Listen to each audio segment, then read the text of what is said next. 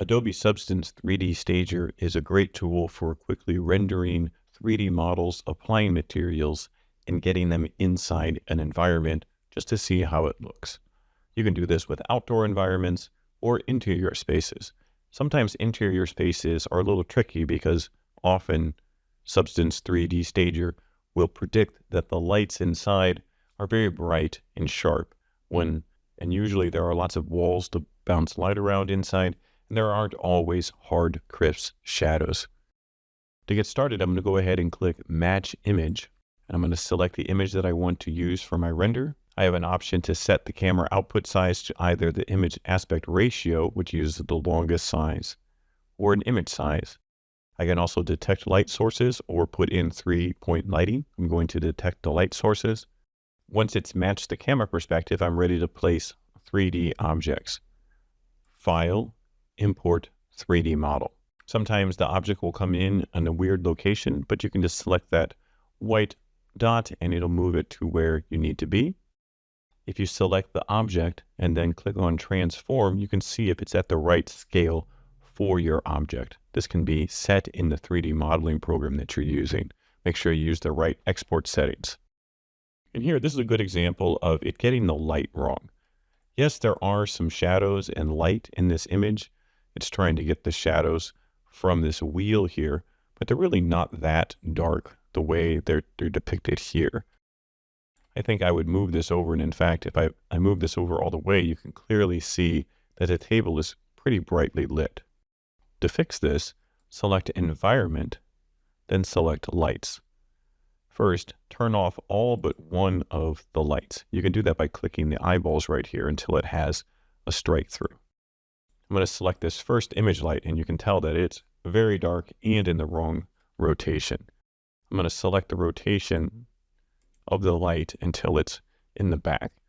So now I need to look at other objects in the scene. I can see that there's some light coming from the right-hand side because I can see this table leg has some soft light. So maybe I'll make this light that one. But I think it's not so harsh. One of the things that changes the harshness of a light is its size and distance. So if I make the size of the light bigger, it's going to not be as harsh. And then I can also change the height. If it's low to the horizon, it's going to be very raking light, but this is probably some overhead and bounce light.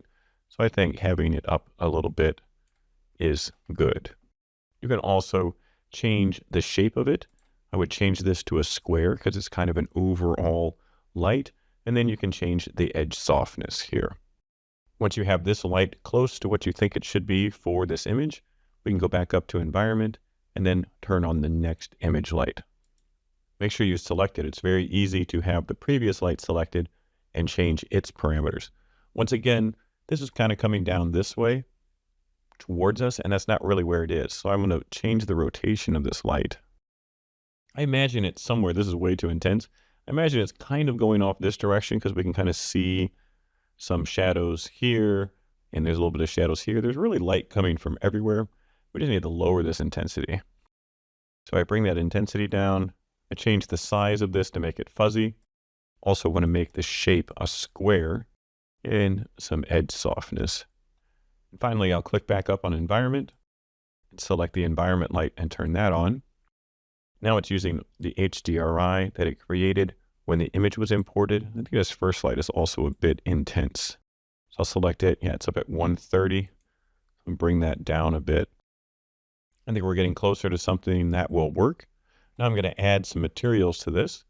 I'll click on the material up in the upper left here. Scroll down to something that would be nice to have on there. Let's see. How about some of this plastic? I'm going to click Flat Plastic. Select the object.